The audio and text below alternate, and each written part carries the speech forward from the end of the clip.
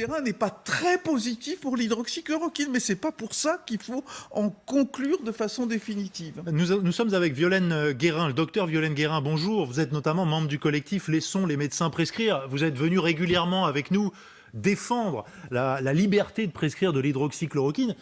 Est-ce que vous changez d'avis ? Alors, nous défendons la liberté de prescrire tout court, déjà, premier point. En règle générale, et en particulier sur l'hydroxychloroquine. Et en particulier sur l'hydroxychloroquine, parce que je suis étonnée des commentaires de Mme Bachelot, puisque les médecins de terrain en première ligne qui ont traité les patients soit avec l'azithromycine seule, soit avec la combinaison azithromycine plus hydroxychloroquine, en phase précoce, ont bien vu l'efficacité de ce traitement quand il est prescrit dans le cadre des recommandations du professeur Radoult. Alors, le paradoxe avec cette étude dont M. Véran se saisit, s'il la considère fiable, à savoir que l'hydroxychloroquine est dangereuse en phase tardive de la maladie, on s'étonne qu'il ait restreint son usage avec les décrets successifs, précisément dans l'indication la plus dangereuse, à savoir des patients à un stade sous oxygénothérapie. Donc, je vous laisse apprécier et mesurer la portée de ce que je viens de dire. Donc, ce que l'on voit, c'est qu'il y a des menaces supplémentaires sur la restriction de la liberté de prescription qui sont tout à fait illégitimes, qui s'appuient sur des données scientifiques, là en l'occurrence du Lancet, qui sont fausses, qui sont financées par des laboratoires de l'industrie pharmaceutique qui n'ont aucun intérêt à ce qu'un médicament... Vous êtes en train de me dire que c'est un complot, si je résume. C'est pas un complot, c'est qu'on a du mal à comprendre ce qui se passe.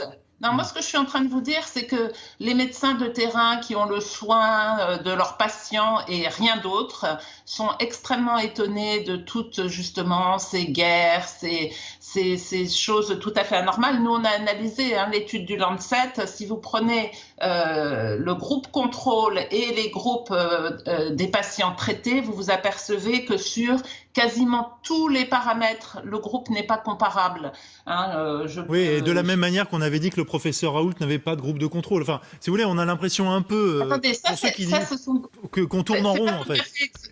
C'est pas tout à fait exact parce que si vous prenez la dernière publication de l'équipe de l'IHU de Monsieur Million et collaborateurs, où vous avez 1061 patients, vous avez des informations sur des contrôles. Vous avez eu des informations sur la première étude aussi avec un groupe contrôle.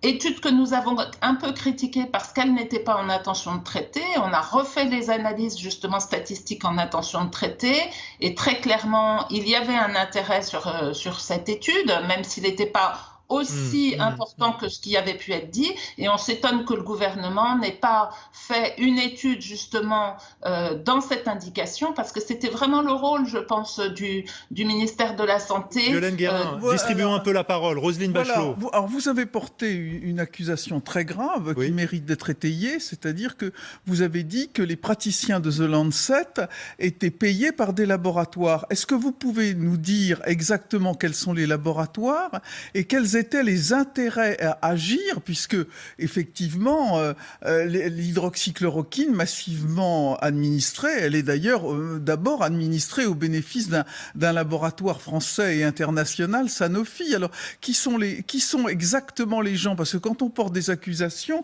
il faut évidemment les étayer, sinon c'est très grave pour l'honorabilité des praticiens. Mais je ne mets pas en compte.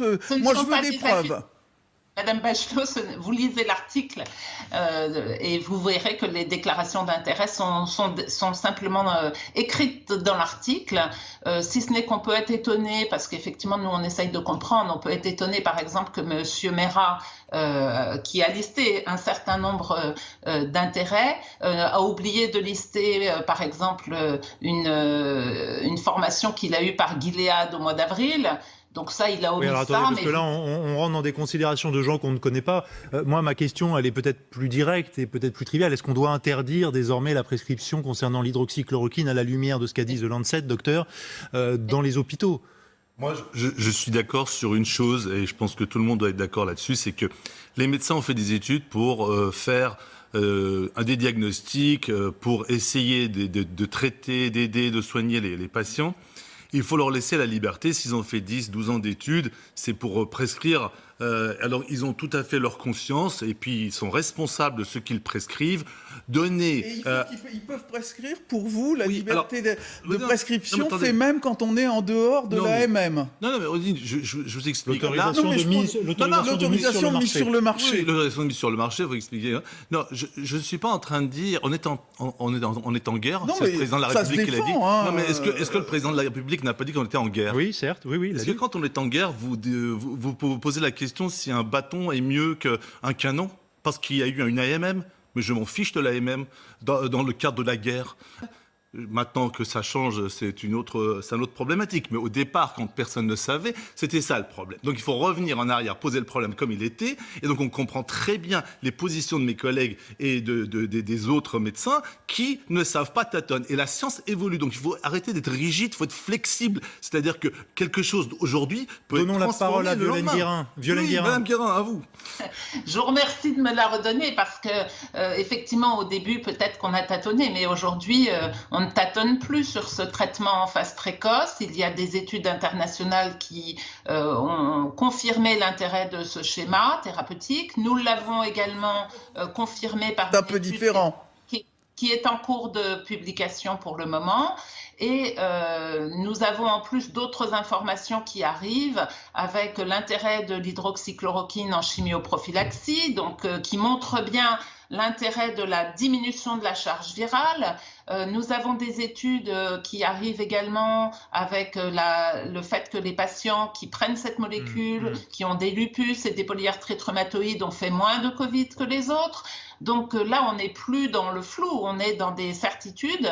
Et aujourd'hui, il y a juste une chose à faire, c'est comprendre tous ces blocages. Et je remercie mon collègue que je ne vois pas, mais de rappeler que les médecins qui ont effectivement fait tous en moyenne entre 10 ans et 12 ans d'études ont quand même un cerveau, réfléchissent, ont un lien avec leurs malades et que ce ne sont pas des prescriptions unilatérales, ce sont des choix et qui reposent en général non seulement sur de la clinique, parce que c'est ça qui est important également de souligner sur cette étude de Lancet. Oui. Mais on imagine que, comme tout le monde, les médecins doivent parfois se tromper, mais de bonne foi aussi. Enfin, mais là, évidemment, tout est possible. J'aimerais qu'on aille sur la dimension, et vous l'avez dit, Roselyne Bachelot, dès le début, politique de tout ça. Ce que je voudrais dire, on gagnerait beaucoup dans ce débat à rester sur de la médecine. Et si les personnes qui prenaient la parole sur le sujet pouvaient, décliner leurs conflits d'intérêts éventuels, et deux, nous dire s'ils ont suivi des patients, est-ce qu'ils les ont auscultés, est-ce qu'ils ont suivi des patients en phase précoce ou en phase tardive, parce que la vision des médecins de terrain et de la clinique du début de la maladie est extrêmement différente de ce qui se passe quand on est au stade des complications. Et je pense que c'est extrêmement dommage que le monde politique, effectivement, se saisisse du sujet, parce que c'est un sujet médical et ce qui est important, c'est de sauver des vies. Et je peux vous dire que nous avons utilisé ce protocole de soins en ville et qu'on a clairement sauvé des vies, qu'on a clairement diminué la contagiosité des patients qui avaient une diminution de la charge virale immédiatement et qu'on a diminué les passages en réanimation. Donc je pense que ce serait vraiment formidable, les médias, si vous demandiez aux gens, vous parlez d'un sujet, est-ce que vous le connaissez? Parce que ça changera complètement la face des choses. Voilà.